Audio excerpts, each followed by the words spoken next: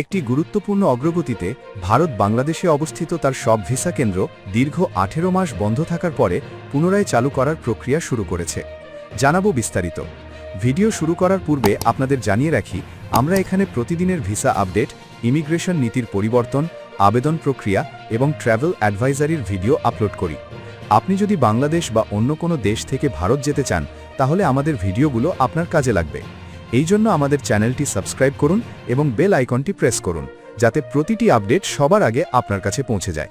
ভারতীয় হাইকমিশন সূত্রে জানা গেছে, বাংলাদেশ সংসদের প্রথম অধিবেশন শেষ হওয়ার পরপরই ঢাকা সহ দেশের বিভিন্ন শহরে অবস্থিত ভিসা অ্যাপ্লিকেশন সেন্টার আইভ্যাক পরিষ্কার পরিচ্ছন্ন ও ব্যবহার উপযোগী করার কাজ শুরু হয়েছে।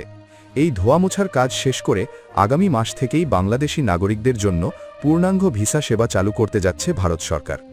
দীর্ঘদিন বন্ধ থাকার কারণে ভিসা কেন্দ্রগুলোর বিভিন্ন সরঞ্জাম ও আসবাবপত্র ব্যবহারের অনুপযোগী হয়ে পড়েছিল।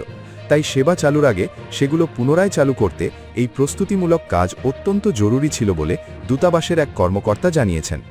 গত কয়েক মাসে শুধুমাত্র জরুরি চিকিৎসা, মেডিকেল এবং নির্দিষ্ট কিছু ব্যবসায়িক visa, double entry business visa সীমিত পরিসরে দেওয়া হচ্ছিল।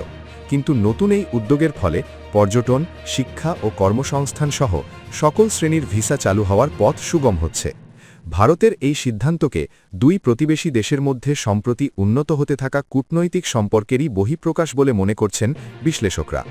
দীর্ঘদিন ধরে বিরাজমান রাজনৈতিক অনিশ্চয়তা ও নিরাপত্তা শঙ্কা কাটিয়ে বাংলাদেশের নতুন সরকার গঠনের পরই এই সেবা পুনরায় চালুর বিষয়টি চূড়ান্ত হয়।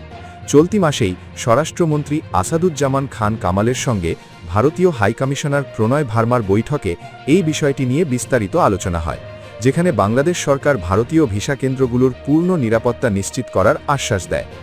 আগামী মাসের শুরুতেই আনুষ্ঠানিকভাবে পূর্ণাঙ্গ ভিসা সেবা চালুর ঘোষণা আসতে পারে বলে সংশ্লিষ্ট সূত্রে জানানো হয়েছে। এর ফলে দীর্ঘদিন ধরে ভিসা জটিলতায় ভোগা বাংলাদেশিরা স্বস্তি ফিরে পাবেন এবং দুই দেশের মধ্যে জনগণের মধ্যে যোগাযোগ ও সহযোগিতা বৃদ্ধি পাবে বলে আশা করা যাচ্ছে। আমাদের সাথে থাকার জন্য অসংখ্য ধন্যবাদ। দেখা হবে নতুন কোনো টপিক নিয়ে। ততক্ষণে চ্যানেলটা সাবস্ক্রাইব করে রাখবেন। কিন্তু ভিসা নিয়ে আরও তথ্য পেতে ঘুরে আসতে পারেন আমাদের প্লেলিস্ট থেকে। আজকে এতটুকুই।